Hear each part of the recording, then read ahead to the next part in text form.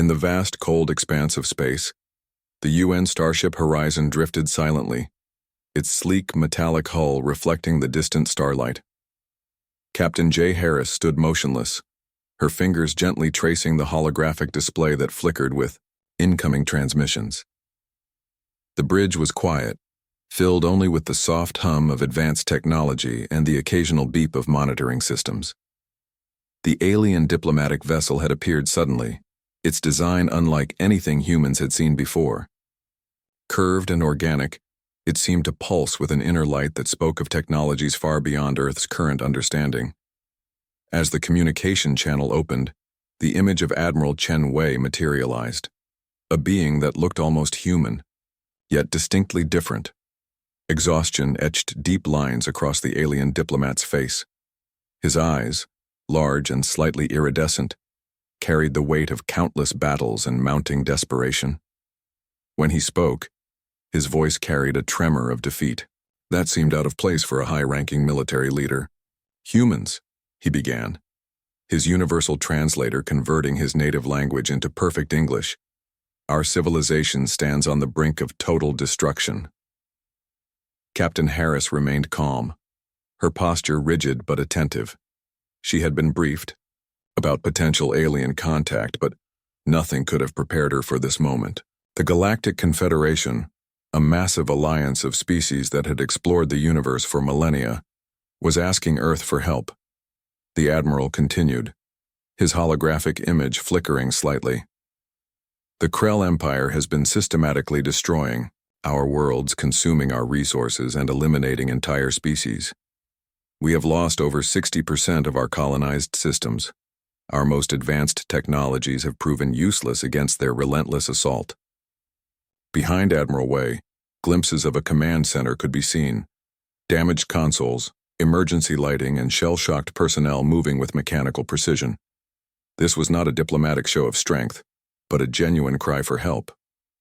"Your planet," he said, a hint of disappointment in his voice, "is considered technologically primitive by our standards. We do not expect much, but we need every potential ally in this fight. The Krell show no mercy. They do not negotiate. They consume." Captain Harris exchanged a quick glance with her first officer, Michael Rodriguez.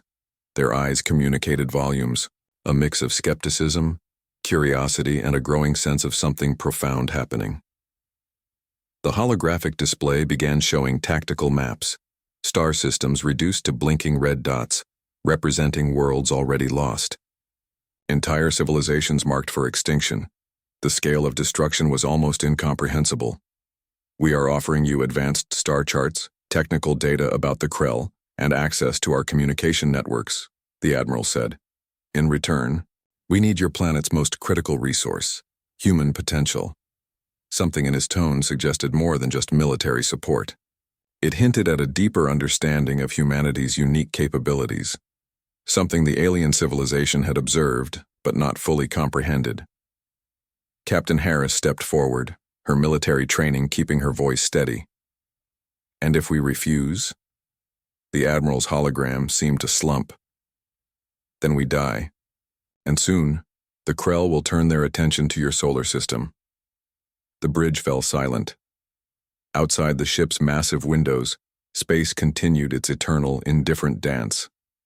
Distant stars twinkled, unaware of the conversation that might change the course of multiple civilizations. First Officer Rodriguez whispered almost to himself, "This changes everything." Captain Harris knew he was right. Humanity had always wondered if they were alone in the universe. Now not only were they not alone, but they were being asked to become defenders of civilizations they had never known existed. The diplomatic vessel waited. Millions of light years away, Earth would soon receive this transmission. Governments would debate, military leaders would analyze, scientists would scrutinize every piece of data. But in this moment on the bridge of the UN starship Horizon, the decision felt both impossibly large and incredibly simple. Humanity's first true test in the galactic arena was about to begin. The world changed overnight. News of alien contact spread like wildfire, transforming human society in ways no one could have predicted. Government research centers that once worked in isolation now became interconnected networks of brilliant minds, all focused on a single goal: preparing for an interstellar conflict. Daniel Park's laboratory looked more like a science fiction movie set than a traditional research facility. Holographic displays covered every wall, showing complex weapon system designs that seemed to defy the laws of physics. His team worked in shifts, sleeping in short bursts, fueled by determination and enough coffee to fill an ocean. "We can't think like traditional military," Daniel would tell his researchers. "We need to be unpredictable. We need to be chaos." Across the globe, Dr. Elena Kim's quantum computing team worked on something even more revolutionary. They had discovered a way to create military algorithms that could adapt in real time, learning and changing faster than any known computer system. Traditional military strategy relied on predetermined plans. Their approach was different, creating intelligent systems that could make split-second decisions based on infinite variables. Military bases transformed overnight. Old training protocols were thrown out. Instead, soldiers began learning completely new combat techniques. They trained with virtual reality simulators that could replicate alien environments, practicing scenarios that seemed impossible just months before.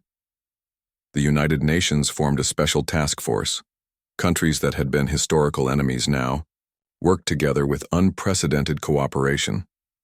National boundaries seemed small compared to the potential threat from the Krell Empire. Manufacturing centers around the world began producing new types of technology. Shipyards that once built commercial vessels now constructed massive space-capable warships. These weren't just ships. They were living, breathing machines designed to survive in the harshest environments imaginable. Daniel's weapon systems were particularly interesting. Traditional missiles were replaced with adaptive projectiles that could change course, split into multiple targets, and even reconstruct themselves mid-flight. Each weapon was essentially a small, intelligent computer capable of making its own tactical decisions. Dr. Kim's quantum algorithms meant these weapons would be controlled by systems that could think faster than human commanders. They could predict enemy movements, create complex attack patterns, and adapt to changing battlefield conditions in microseconds. Young scientists and military personnel who had grown up reading science fiction suddenly found themselves living in a world more incredible than any novel. Recruitment centers were overwhelmed with volunteers. Everyone wanted to be part of humanity's first real space defense force. The first expeditionary fleet was unlike anything humanity had ever created. Each ship was a marvel of engineering, capable of faster-than-light travel, with self-repairing hulls and weapon systems that could transform based on battlefield requirements. They looked more like living organisms than traditional spacecraft. Military, analysts from around the world gathered to review the new technologies. Many were skeptical, some were terrified. But everyone understood that this was humanity's moment, a chance to prove their worth on a galactic stage. Daniel Park would often stand in the main control room looking at the massive screens showing ship designs and weapon systems. He knew they were creating something unprecedented. These weren't just weapons of war, they were humanity's declaration to the universe. "We're not just defending," he would tell his team. "We're showing what humans can do when they work together." The global effort was unprecedented. Scientists who had previously competed now shared research. Engineers from different countries collaborated in ways that would have been impossible just months earlier. The alien threat had done what decades of diplomacy could not. It had united humanity.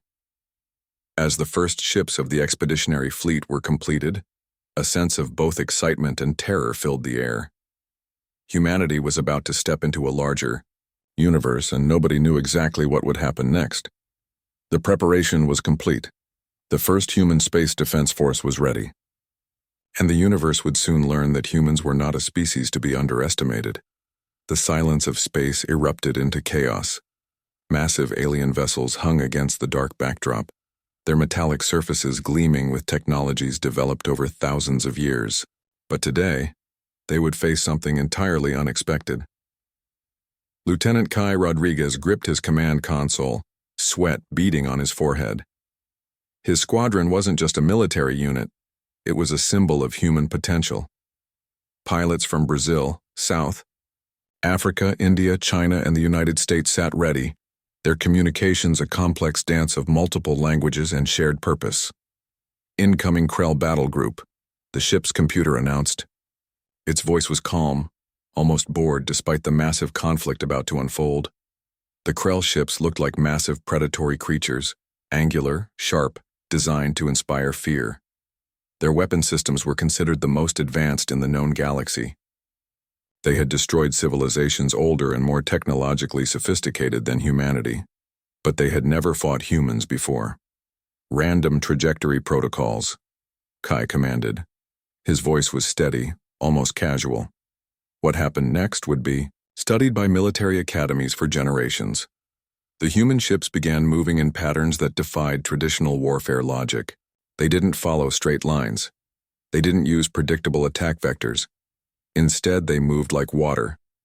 Fluid, unpredictable, impossible to anticipate. One moment a human fighter would be on the far left of a Krell battleship. The next second it would be behind, above, then suddenly striking from an impossible angle. The Krell targeting systems couldn't lock on. Their sophisticated computers became confused, overwhelmed by the chaotic human movement. Kai's squadron used something. The Krell had never encountered pure human creativity. Each pilot brought their unique background into combat. A former street racer from São Paulo used drift techniques in space combat. A professional video game player applied rapid response strategies learned from competitive gaming. A classical musician used rhythm and timing to create attack patterns. The first Krell capital ship exploded 27 minutes into the engagement. Then another. Then a third. Krell commanders watched in total disbelief. Their battle computers displayed impossible scenarios. Human ships were breaking every known rule of space combat. They weren't just fighting. They were reinventing warfare itself. "This is impossible," a Krell commander muttered, his translation, device converting his alien language into human speech. But it was happening. Humanity was writing a new chapter in galactic military history. Kai's communication channel buzzed with excited chatter. Pilots were laughing, celebrating, sharing real-time tactical insights. They weren't just a military unit. They were a living, breathing organism of human potential. The battle wasn't just about winning. It was about sending a message to the universe. Humans were not to be underestimated. 3 massive Krell capital ships burned in the darkness of space. Entire crews vanished, in nuclear-like explosions that scattered debris across light years. The remaining Krell vessels began to retreat, something they had never done in thousands of years of galactic conquest. Lieutenant Rodriguez allowed himself a small smile. They had done more than win a battle. They had changed everything. As the last Krell ships disappeared into faster-than-light travel, something else became clear. This was just the beginning. Humanity had announced its arrival on the galactic stage, and they had done it with style, creativity, and an unpredictability that would become legendary. The Battle of Orion's Rim was over, but the real story was just starting. The research facility looked like something between a futuristic laboratory and a chaotic workshop. Broken alien technology covered every surface, with scientists working around the clock. Dr. Elena Kim stood at the center, her eyes burning with an intensity that scared even her most dedicated team members. They had captured 3 Krell technology fragments during the Battle of Orion's Rim. Most scientific teams would have studied these fragments carefully, cautiously. Humans did something different. They attacked the technology with a combination of curiosity, creativity, and pure audacity. "We don't just want to understand," Elena would tell her team. "We want to make it better." The first breakthrough came with shield technologies. Alien shield systems were complex, designed to protect against specific weapon frequencies. Human scientists did something unexpected. They created adaptive shields that could change protection parameters in milliseconds. Where alien technology had rigid defense mechanisms, human technology became fluid. The shields could now predict attack patterns, redistribute energy, and even counterattack. It was like comparing a stone wall to a living, breathing organism. Communication systems were next. The Krell used quantum entanglement for long-distance communication, but their systems were slow and complicated. Human engineers simplified everything. They created communication networks that were faster, more efficient, and significantly more secure. Young researchers worked in shifts, fueled by energy drinks and an almost crazy determination. They weren't just studying alien technology, they were reimagining it completely. Nano-regenerative hull repair became their most impressive achievement. Alien ships could repair minor damage. Human ships could now completely reconstruct themselves during active combat. A small hull breach that would have destroyed a traditional spacecraft could now be fixed in seconds. The Galactic Confederation watched these developments with a mixture of shock and terror. Civilizations that had developed technology over thousands of years were now being outpaced by humans in mere weeks. "This is impossible," one alien scientific advisor muttered, watching human research presentations. "They're breaking every known technological rule." But it was happening. Humans were doing what no other civilization had ever done. They were not just copying alien technology, but completely reimagining it. Manufacturing centers around the world began producing new types of spacecraft. These weren't just ships. They were living, intelligent machines that could adapt, repair, and transform themselves faster than any known technology. Dr. Kim's team worked like a well-oiled machine. They didn't follow traditional research protocols. They broke rules. They took risks. Where other scientific teams would spend months analyzing a single technological fragment, humans would develop 3 new technologies in the same period. The most surprising element was how they worked. Traditional scientific research was hierarchical and slow. Human teams were collaborative, dynamic, and incredibly fast. A junior researcher could propose an idea that would be tested and potentially implemented within hours. Alien observers noted something else unique about human technological development. It wasn't just about creating better weapons or faster ships. Humans approached technology with a sense of wonder, creativity, and possibility that was completely unique. Every technological breakthrough came with an unexpected twist. Shield systems that could also generate energy. Communication networks that could also serve as massive computational systems. Repair technologies that could potentially have medical applications. The Galactic Confederation realized something profound. Humans weren't just another species. They were a technological wildcard that could change everything. As research continued, one thing became increasingly clear. The technological landscape of the universe was about to change forever, and humans were leading that change with a combination of creativity, audacity, and an unbreakable spirit of innovation.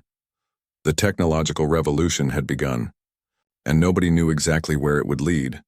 The final battle would become the stuff of legend. Countless star systems watched in silent anticipation as humanity's fleet approached the heart of Krell territory. Captain J. Harris stood on the bridge of the flagship, her eyes reflecting the countless holographic displays that surrounded her. This wasn't just a military engagement. This was humanity's moment of truth. The combined fleet looked unlike anything the galaxy had ever seen. Human ships mixed with Confederation vessels, creating a force that was part technology, part pure human innovation. Each vessel carried the hopes of multiple civilizations. Species that had been on the brink of total extinction now watched with desperate hope. Krell Central Command was a massive structure, a technological fortress that had remained undefeated for thousands of years. Its defensive systems were considered impenetrable. Generations of alien civilizations had tried and failed to breach its defenses. Humans saw it as a challenge. "Initiate quantum disruption protocol," Captain Harris commanded. Her voice was calm, almost casual, despite the massive battle about to unfold. The first wave of attack defied every known military strategy. Human ships didn't just attack, they danced between enemy defenses. They moved with a creativity that confused even the most advanced Krell tracking systems. Where traditional military would send waves of ships, humans created complex, unpredictable attack patterns. Quantum communication systems allowed split-second coordination that seemed almost supernatural. Ships communicated and adjusted strategies faster than the Krell could process. It was like watching a living, breathing organism of technological warfare. The Krell responded with everything they had. Massive energy weapons erupted from their central command. Entire sections of space became battlegrounds of incredible destructive power, but the human Confederation fleet kept moving, adapting, striking with precision that seemed impossible. Young pilots who had trained in virtual reality simulations now fought with a combination of technical skill and pure human creativity. Pilot from Brazil would use a maneuver inspired by soccer tactics. Another from South Korea would apply video game strategies that confused traditional military thinking. Hours passed. The battle raged across multiple star systems. Entire planets watched the conflict knowing that the outcome would change everything. Captain Harris remained focused. This wasn't just about winning a battle. This was about proving humanity's place in the universe. The turning point came unexpectedly. Human engineers had developed a technology that could disrupt the Krell's central command systems. Where other civilizations would have taken decades to develop such a weapon, humans created it in weeks. As the final attack began, something remarkable happened. The combined fleet moved as a single unit, with a level of coordination that seemed almost impossible. It wasn't just military strategy. It was a demonstration of human potential. The Krell Central Command began to fail. Massive systems that had protected them for thousands of years suddenly became vulnerable. Defensive networks collapsed. Weapon systems went offline. In the final moments, the Krell realized something profound. They had underestimated humanity completely. The victory was total, absolute, complete. Alien diplomats watching the battle couldn't believe what they had seen. Civilizations that had existed for thousands of years had been saved by a species they had previously considered primitive. Humanity had done more than win a battle. They had transformed the entire galactic landscape. As the last Krell ships disappeared, a new era began. Humans were no longer just another species. They were a critical galactic power, a force that would shape the universe's future. The galaxy would never be the same again.